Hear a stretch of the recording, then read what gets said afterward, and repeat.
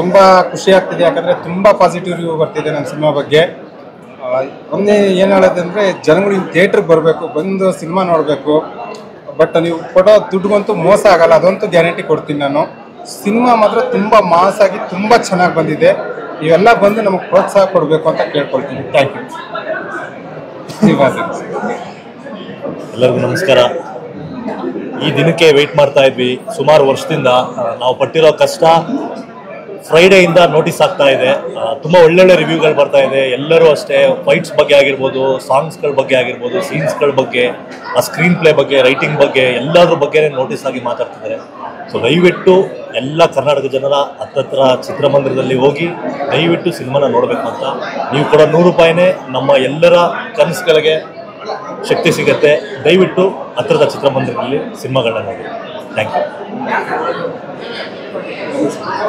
ಎಲ್ರಿಗೂ ನಮಸ್ಕಾರ. ಈಗ ಇಷ್ಟೊತ್ತು ಹೇಳಿದ್ರು ಎಲ್ಲರೂ ಸಿನಿಮಾ ಬಗ್ಗೆ ಒಪಿನಿಯನ್ನು, ಎಲ್ಲ ಒಳ್ಳೆ ಒಪಿನಿಯನ್ ಬಂದಿದೆ, ಒಳ್ಳೆ ರೆಸ್ಪಾನ್ಸ್ ಬಂದಿದೆ. ಆಲ್ ಓವರ್ ಕರ್ನಾಟಕ ಜನ ಎಲ್ಲ ಹೇಳ್ತಾ ಇರೋದು ತುಂಬ ಚೆನ್ನಾಗಿದೆ, ಒಳ್ಳೆ ಸಿನಿಮಾ ಅಂತ ಹೇಳ್ತಾ ಇದ್ದಾರೆ. ಈಗ ನೋಡಿರೋರು ಒಂದಷ್ಟು ಹೇಳಿದ್ದಾರೆ. ನಿಮ್ಮ ಸಪೋರ್ಟ್ಗಳು ಬೇಕು, ಮೀಡಿಯಾದವ್ರದ್ದು, ಯೂಟ್ಯೂಬರ್ಸ್ದು ಎಲ್ಲರದ್ದು ಸಪೋರ್ಟ್ ಬೇಕು. ಎಲ್ಲ ಸ್ವಲ್ಪ ಪ್ರಮೋಷನ್ ಮಾಡಿ ಒಳ್ಳೆ ಸಿನಿಮಾ ಚೆನ್ನಾಗಿ ಥಿಯೇಟರ್ಗಳಲ್ಲಿ ಓಡಬೇಕು ಅನ್ನೋದು ಎಲ್ಲರ ಮೇನ್ ಏನಂದ್ರೆ ಥಿಯೇಟರ್ಗಳಲ್ಲಿ ಓಡ್ತಾ ಇದೆ. ಜನ ನೋಡಿದವರೆಲ್ಲ ಥಿಯೇಟರ್ ಬಗ್ಗೆ ಅಥವಾ ಎಲ್ಲರೂ ಹೇಳ್ತಾರೆ, ಬಟ್ ಥಿಯೇಟರ್ ಇಲ್ಲ. ನಮ್ಮ ಕನ್ನಡ ಸಿನಿಮಾಗಳು ಈಗ ಒಂದು ವಾರದಲ್ಲಿ 8 ಸಿನಿಮಾ ರಿಲೀಸ್ ಆಗಿದೆ. ಈ ಹೋದ ವಾರ 8 ಸಿನಿಮಾ ರಿಲೀಸ್ ಆಗಿದೆ. 8 ಸಿನಿಮಾದಲ್ಲಿ ಎಲ್ಲರೂ ಅದೇ ಗತಿ. ಈಗ ನಮಗೂ ಅದೇ ಗತಿ. ನಾವು ಅವಾಗಿಂದ ಅದನ್ನೇ ಬರ್ಕೊಂಡ್ಬರ್ತಾ ಇದೀವಿ. ಕನ್ನಡ ಸಿನಿಮಾಗಳಿಗೆ ಒಂದು ಲಿಮಿಟ್ ಕೊಡಿ, ವಾರಕ್ಕೆ ಇಷ್ಟೇ ಸಿನಿಮಾ ರಿಲೀಸ್ ಆಗಬೇಕು, ಈ ಥರ ಏನಾದ್ರು ಮಾಡೋಣ ಅಂತ. ಅದನ್ನ ಯಾರು ತಲೆ ಕೆಡಿಸ್ಕೊಂತ ಇಲ್ಲ, ಯಾರು ಮಾಡ್ತಾ ಇಲ್ಲ. ಎಲ್ಲರೂ ಅವ್ರ ಪಡೆಗೆ ಅವರು ಮಾಡ್ಕೊತಾ ಇದ್ದಾರೆ, ಅವ್ರು ಹೋಗ್ತಾ ಇದ್ದಾರೆ. ಈಗ ನಮಗೂ ಅದೇ ಆಗ್ತಾ ಇದೆ. ಈಗ ಸಿನಿಮಾ ನೋಡಿದವರು ಸಿನಿಮಾ ಬಗ್ಗೆ ಚೆನ್ನಾಗಿ ಹೇಳ್ತಾ ಇದ್ದಾರೆ. ಬಟ್ ಸಿನಿಮಾ ನೋಡಿದವರು ಸಿನಿಮಾ ನೋಡೋಕೆ ಬರಬೇಕು ಅಂತಂದ್ರೆ ಬೇರೆ ಜನಗಳಿಗೆ ಹೋಗಿ ಹೇಳಿ ಸಿನಿಮಾ ಉಳಿತಾ ಇಲ್ಲ. ಥಿಯೇಟರ್ಗಳಲ್ಲಾಗಲಿ ಮಾಲ್ಗಳಾಗಲಿ ಸ್ಕ್ರೀನ್ ಸಿಗ್ತಾ ಇಲ್ಲ. ಎಲ್ಲರೂ ತೆಗೆದು 2 ದಿನಕ್ಕೆಲ್ಲ ತೆಗೆದು ಬಿಸಾಕ್ತಾ ಇದ್ದಾರೆ ಯಾವುದೋ ಕನ್ನಡ ಸಿನಿಮಾಗಳನ್ನ. ನೀವು ಎಷ್ಟೇ ಖರ್ಚು ಮಾಡಿರಿ, ಅದು 50 ಕೋಟಿ ಖರ್ಚು ಮಾಡಿರಿ, 1 ಕೋಟಿ ಖರ್ಚು ಮಾಡಿ, 2 ಕೋಟಿ ಖರ್ಚು ಮಾಡಿ, ಆ ಸಿನಿಮಾಗಳನ್ನ ಥಿಯೇಟರ್ ಉಳಿಯೋಕೆ ಬಿಡ್ತಾ ಇಲ್ಲ. ಅದು ರಾಜಕೀಯ ಇದೆಯೋ ಅಥವಾ ಇನ್ನೊಂದು ಇದೆಯೋ ನಮಗೆ ಗೊತ್ತಿಲ್ಲ. ಅದನ್ನ ನಿಮ್ಗಳಿಗೂ ಗೊತ್ತಿರುತ್ತೆ ಯಾವ್ಯಾವ ಸಿನಿಮಾ ಬರ್ತಾ ಇದೆ, ಯಾವ ಸಿನಿಮಾ ಹೋಗ್ತಾ ಇದೆ ಅಂತ. ಈಗ ಸಿನಿಮಾ ಚೆನ್ನಾಗಿಲ್ಲ ಅಂತ ರಿವ್ಯೂ ಬಂದು ಅದನ್ನ ತೆಗೆದ್ರೆ ಪರವಾಗಿಲ್ಲ. ಅದು ಬಿಟ್ಟು ಸಿನಿಮಾಗಳನ್ನ ಈ ಥರ ವಾರದಲ್ಲಿ ಫ್ರೈಡೆ ರಿಲೀಸ್ ಮಾಡಿದ್ದೀವಿ, ಇವತ್ತು ಸಂಡೇಲಿ ಇದ್ದೀವಿ. ಬಟ್ ಆಲ್ರೆಡಿ ಸಂಡೇಲಿ ಎಷ್ಟು ಶೋ ಆಲ್ರೆಡಿ ಕಟ್ ಆಗಿದೆ, ಎಷ್ಟು ಶೋ ಇಲ್ಲ ಅನ್ನೋದು ಗೊತ್ತಿದೆ. ಅದನ್ನೆಲ್ಲ ಏನೇನು ಮಾಡ್ತಾ ಇದ್ದಾರೆ ಏನಾದ್ರು ಗೊತ್ತಿಲ್ಲ, ನಮಗೂ ಗೊತ್ತಿಲ್ಲ. ನೀವೇ ಕೇಳಿ ನೋಡಬೇಕು. ಯಾಕಂದರೆ ಈಗ ರಿವ್ಯೂ ಚೆನ್ನಾಗಿ ಬರ್ತಾ ಇದೆ. ನೋಡಿದವರು ರಿವ್ಯೂ ಚೆನ್ನಾಗಿ ಕೊಟ್ಟಿಲ್ಲ ಅಂತಂದರೆ ಅದು ಪರವಾಗಿಲ್ಲ. ನೋಡಿದವರು ಮತ್ತೆ ಮತ್ತೆ ನೋಡಬೇಕು ಅನಿಸ್ದಾಗ ಅದನ್ನು ಸಿನಿಮಾಕ್ಕೆ ಜನ ಆಡಿಯನ್ಸ್ ಬರಬೇಕು ಅಂತಂದರೆ ಸಿನಿಮಾ ಉಳಿಬೇಕು ಥಿಯೇಟ್ರಲ್ಲಿ. ಥಿಯೇಟರ್ ಸಿನಿಮಾನೇ ಉಳಿದಿಲ್ಲ ಅಂತಂದರೆ ನಾವು ಎಲ್ಲರಿಗೂ ಈ ಥರ ನಾವೇ ಬುಕ್ ಮಾಡಿ ನಾವು ಮನೆಯಲ್ಲೋ ಇಲ್ಲ ಯಾವುದೋ ಅಮೆಝಾನ್ ಪ್ರೈಮಲ್ಲೋ ಇದರಲ್ಲೋ ಬರುತ್ತೆ ನೋಡ್ಕೊಳ್ಳಿ ಅಂತ ಹೇಳ್ಬೇಕಾಗುತ್ತೆ. ಸೊ ಅದು ಅದ್ರ ಬಗ್ಗೆ ರಾಜ್ ಸರ್ ಹೇಳ್ತಾರೆ, ನೀಟಾಗಿ ಹೇಳ್ತಾರೆ. ಅದನ್ನ ಥಿಯೇಟರ್ ಏನು ಸಮಸ್ಯೆ ಇದೆ ಅದನ್ನು ಹೇಳ್ತಾರೆ ನೋಡಿ. ತುಂಬ ಕಷ್ಟಪಟ್ಟು ಮಾಡಿರ್ತೀವಿ ಸಿನಿಮಾನ. 2 ವರ್ಷ 3 ವರ್ಷ ಎಫರ್ಟ್ ಇರುತ್ತೆ ನಮ್ಮದು. ಒಂದಷ್ಟು ಡೈರೆಕ್ಟರ್ ಕನಸಿದೆ, ಪ್ರೊಡ್ಯೂಸರ್ಗಳು ದುಡ್ಡಿದೆ ಇಲ್ಲಿ. ಬಟ್ ಒಂದು ಫ್ರೈಡೆ ರಿಲೀಸ್ ಆಗಿದ ತಕ್ಷಣ ಸಿನಿಮಾ ಥಿಯೇಟ್ರಲ್ಲೇ ಇರ್ತಿಲ್ಲ. ಇಲ್ಲಿ ನಿಮ್ಗಳಿಗೆ ಗೊತ್ತು ಯಾವ್ಯಾವ ಶೋಗಳಿಗೆ, ಯಾವ್ಯಾವ ಲ್ಯಾಂಗ್ವೇಜ್ ಶೋಗಳಿಗೆ ಎಷ್ಟು ಥಿಯೇಟರ್ಸ್ ಇದೆ. ನಮ್ಮ ಶೋಗಳು ನಮ್ದು ಎಲ್ಲಿದೆ, ಏನು ನಡೀತಿದೆ ಅನ್ನೋದು ಗೊತ್ತಾಗ್ತಿಲ್ಲ. ಇದಕ್ಕೆ ಯಾಕೆ ಸಿನಿಮಾ ಮಾಡಬೇಕು ಅನ್ನೋ ಪರಿಸ್ಥಿತಿಯಲ್ಲಿ ಇದ್ದೀವಿ ನಾವು ಇವತ್ತು. ಯಾಕಂದರೆ ಏನೇ ಖುಷಿ ಸಂದರ್ಭ ಇರ್ಬೋದು, ಬಟ್ ನಮ್ಮ ಫ್ಯಾಮಿಲಿಯವರು ಇದೆಲ್ಲೋ ಇಲ್ಲಿಲ್ಲ ಶೋ, ಅಲ್ಲೆಲ್ಲೋ ದೂರದಲ್ಲಿದೆ, ಇಲ್ಲಿದೆ ಅಂತಾರೆ. ಯಾಕೆ ಕನ್ನಡ ಸಿನಿಮಾಗಳಿಗೆ ಶೋಗಳು ಕೊಡ್ತಿಲ್ಲ ಅನ್ನೋದು ಅರ್ಥ ಆಗ್ತಿಲ್ಲ. ಇಲ್ಲಾಂದರೆ ದಯವಿಟ್ಟು ಹೇಳ್ಬಿಡ್ರಿ ಸಿನಿಮಾನೇ ಮಾಡೋದು ಬಿಟ್ಬಿಡೋಣ, ಬೇರೆ ಏನಾದ್ರು ಕೆಲಸ ನೋಡ್ಕೊಬೋದು. ದಯವಿಟ್ಟು ಪ್ರತಿ ವರ್ಷ ಸಿನಿಮಾ ಮಾಡ್ತೀವಿ, ಬರ್ತೀವಿ, ಮತ್ತೆ ನಾವು ಹೇಳ್ತೀವಿ. ನಾವು ಬಂದಿದ ತಕ್ಷಣ ಎಲ್ಲ ಪ್ರೊಡ್ಯೂಸರ್ಗಳಿಗೂ ಎಲ್ಲ ಹೀರೋಗಳಿಗೂ ಇದೇ ಸಮಸ್ಯೆ, ಥಿಯೇಟರ್ ಇಲ್ಲ. ಇನ್ನೆಲ್ಲಿ ರಿಲೀಸ್ ಮಾಡೋಣ ನಾವು? ಹೇಗಾಗ್ತಾ ಇದೆ ಅಂದರೆ ಆಪರೇಷನ್ ಸಕ್ಸಸ್, ಪೇಷಂಟ್ ಡೆಡ್ ಆಗಿದೆ. ಸಿನಿಮಾ ಚೆನ್ನಾಗಿದೆ ಅಂತಾರೆ, ಜನ ಬರಲ್ಲ. ಏನು ಹೇಳೋದು? ನೆಕ್ಸ್ಟ್ ನಂತರ ಪ್ರೊಡ್ಯೂಸರ್ಗಳು ಈ ಥರ ಹೀರೋಗಳು ವರ್ಷಾನ್ಗಟ್ಲೆ ಕಷ್ಟಪಟ್ಟಿರ್ತಾರೆ. ಸಿನಿಮಾ ಚೆನ್ನಾಗಿಲ್ಲ ಅಂದರೆ ನಾವು ಒಪ್ಕೊಂತೀವಿ, ನಮ್ಮ ಸಿನಿಮಾದಲ್ಲಿ ಕಂಟೆಂಟ್ ಇಲ್ಲ, ಏನೋ ಪರವಾಗಿಲ್ಲ ತೆಗೆಯೋಣ ಅಂತ ನಾವು ಅನ್ಕೋತೀವಿ. ಸಿನಿಮಾ ಚೆನ್ನಾಗಿದ್ದು, ಕಂಟೆಂಟ್ ಇದ್ದು, ನಮ್ಮೆಲ್ಲರ ಎಫರ್ಟ್ಗಳಿದ್ದು ಒಂದು ಫ್ರೈಡಲ್ಲಿ ಹಿಂಗೆ ಹೊಡೆದಾಗ್ತಿದಾರಲ್ಲ ಅನ್ನೋದೊಂದು ಬೇಜಾರಿದೆ. ದಯವಿಟ್ಟು ನೀವೆಲ್ಲರೂ ಚಿತ್ರಮಂದಿರದಲ್ಲಿ ಸಿನಿಮಾ ನೋಡೋದ್ರ ಮುಖಾಂತರ 2 ಶೋ 3 ಶೋ ಜಾಸ್ತಿ ಮಾಡ್ಕೊಂಡು ಹೋಗ್ಬೇಕು ಅಂತ. ಸೊ ಇಲ್ಲಿ ತುಂಬ ರಾಜಕೀಯ ನಡೀತಿದೆ. ಅದನ್ನ ಯಾರ ಹತ್ರ ಹೇಳಬೇಕು? ಲಾಸ್ಟ್ ಚೇಂಬರಲ್ಲಿ ಮಾತಾಡೋಣ ಅಂದರೆ ಅಲ್ಲಿ ನಮ್ಮಲ್ಲಿ ಆ ಕಂಟ್ರೋಲ್ ಇಲ್ಲ ಅಂತ ಕೇಳ್ತಾರೆ. ಬಟ್ ಯಾರ ಹತ್ರ ಮಾತಾಡಬೇಕು ಗೊತ್ತಿಲ್ಲ. ಇದೇನು CM ಹತ್ರ ಮಾತಾಡಬೇಕಾ? ಇದಕ್ಕೆ ಸಂಬಂಧಪಟ್ಟದವ್ರು ಯಾರು ಇದ್ದಾರಾ? ದಯವಿಟ್ಟು ಯಾರು ಇದ್ದರೆ, ಇದು ನಮ್ಮೊಬ್ಬರದಲ್ಲ, ಪ್ರತಿ ಶುಕ್ರವಾರ 7 ಸಿನಿಮಾ 8 ಸಿನಿಮಾ ಯಾಕೆ ನಿಲ್ತಿಲ್ಲ ಅಂದರೆ ಇದೇ ಮೇನ್ ರೀಸನ್ನು.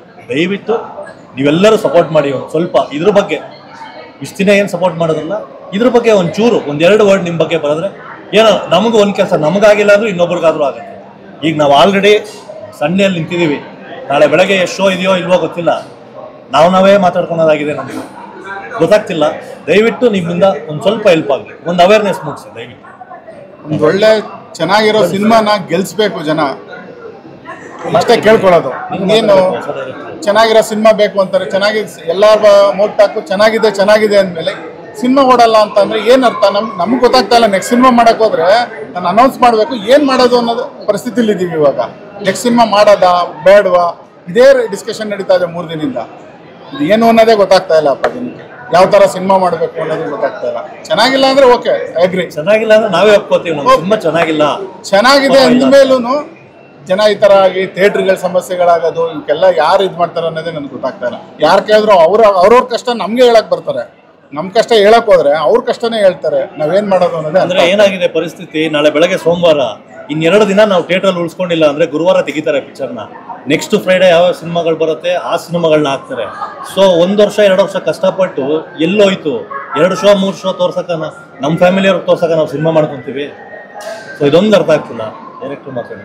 ಅದೇ ಎಲ್ಲ ಕಡೆ ರೆಸ್ಪಾನ್ಸ್ ತುಂಬಾ ಚೆನ್ನಾಗಿ ಬರ್ತಿದೆ. ಬಂದಿಲ್ಲ ಅಂದ್ರೆ ತೆಗಿಯೋದ್ರಿಂದ ಒಂದು ಅರ್ಥ ಇರೋದು. ಬಟ್ ನೋಡಿದವರೆಲ್ಲ ತುಂಬ ಚೆನ್ನಾಗಿದೆ ಅಂತಿದ್ದಾರೆ. ಹಾಗಾಗಿ ನಮ್ಮ ಸಿನಿಮಾ ಉಳಿಬೇಕಂದ್ರೆ ಜನಗಳು ಥಿಯೇಟ್ರಿಗೆ ಬರಬೇಕು, ಬಂದು ಸಿನಿಮಾ ನೋಡಬೇಕು, ನಮಗೆಲ್ಲ ಸಪೋರ್ಟ್ ಮಾಡಬೇಕು.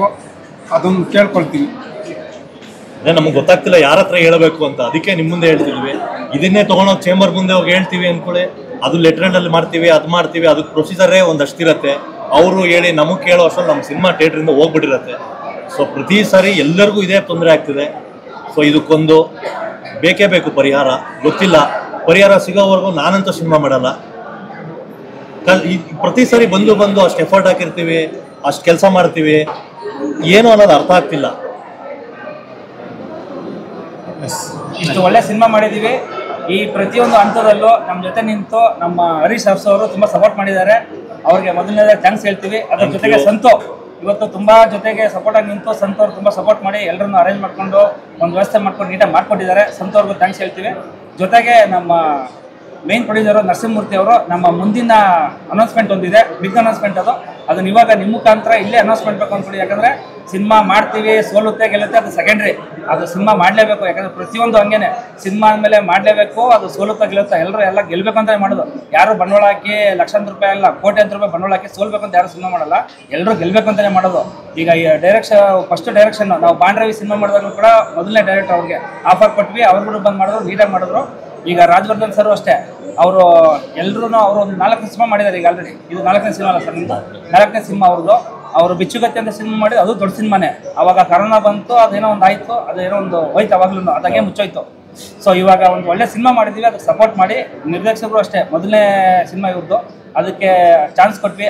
ಅವ್ರ ಕೆಲಸ ನಾವು ಪ್ರೂವ್ ಮಾಡ್ಕೊಂಡಿದ್ದಾರೆ, ಚೆನ್ನಾಗಿ ಬಂದಿದೆ. ಈಗ ನಮ್ಮದು ಮುಂದಿನ ಏನು ನಮ್ಮ L2F ಅಂದರೆ ಲೈಫ್ ಲೈನ್ ಫಿಲಮ್ ಪ್ರೊಡಕ್ಷನ್ ಕಡೆಯಿಂದ ಏನು ಅನೌನ್ಸ್ಮೆಂಟ್ ಮಾಡಬೇಕಾದ್ರೆ ನರಸಿಂಹಮೂರ್ತಿ ಸರ್ ಅವ್ರು ಮಾಡ್ತಾರೆ. ನೀವೇ ಹೇಳ್ಬೇಕು ಸರ್ ಅದನ್ನು. ಇವಾಗ ಎಷ್ಟು ಥಿಯೇಟರ್ಸ್ ಅಲ್ಲಿ ಈಗ ನಾವು ಶುರು ಮಾಡಿದಾಗ 150 ಥಿಯೇಟರ್ಸ್ ಫ್ರೈಡೆ. ಇವಾಗ ಒಂದು 100+ ಇದೆ, ಒಂದು 110 ಏನೋ ಇದೆ ಸರ್. ಅದನ್ನೇ ಮಾಡ್ತಾ ಇದ್ದೀವಿ ಸರ್, ಬಿಗ್ ಅನೌನ್ಸ್ಮೆಂಟ್. ಈಗ ನಾನು ಮೊನ್ನೆನೂ ಹೇಳಿದ್ದೆ ಒಂದು ಪ್ರೆಸ್ ಮೀಟಲ್ಲಿ, 10 ಸಲ ಬೀಳ್ಬೋದು, 11ನೇ ಸಲ ಎದ್ದೋಳ್ತೀವಿ ಅನ್ನೋ ಛಲ ಇರೋರು ನಾವು. ಆ ಛಲದಲ್ಲೇ ಮಾಡ್ತಾ ಇದ್ದೀವಿ ಸಿನಿಮಾಗಳನ್ನ. ಈಗ 1-2 ಸಬ್ಜೆಕ್ಟ್ ಓಕೆ ಆಗಿದೆ. ಸದ್ಯದಲ್ಲೇ ನಿಮ್ಮನ್ನೆಲ್ಲ ಕರೆದು ಒಂದು ಬಿಗ್ ಅನೌನ್ಸ್ಮೆಂಟು, ನೆಕ್ಸ್ಟ್ ಸಿನಿಮಾನ ನಾನು ಅನೌನ್ಸ್ ಮಾಡ್ತೀವಿ.